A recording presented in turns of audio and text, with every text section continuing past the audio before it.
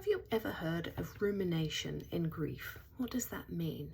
Well, rumination is when you think over and over again on something, specifically in loss. You're thinking about the causes and the consequences of the loss and any loss related emotions. Now, listen, initially, that's all you do. You ruminate, you go over it, you go over what happened.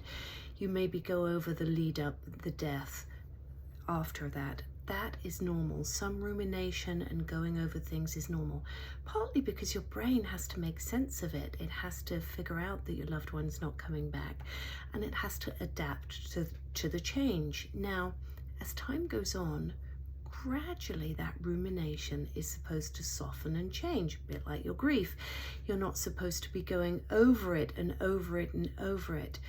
And there is an issue with rumination if you stay stuck in it. And we know from some research done by Yale researchers that if you keep ruminating about the loss, about the death, that it can set you up for more depression and negative emotions, which is not really what you need when you're already in grief, is it? And some other researchers came up with a really interesting fact. I just love research, so I'm sharing it with you, that rumination is really a form of avoidance.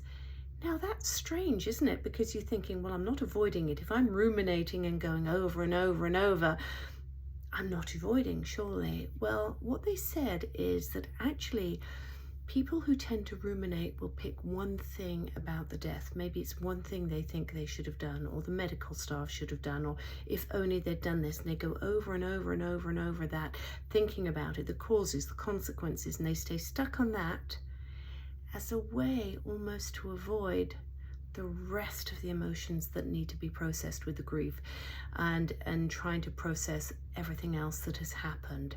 So rumination is a really interesting topic. It's something that happens in grief. It's something in early grief that's totally normal, that you think about what's going on and what could have happened, and your brain and nervous system is trying to get used to it.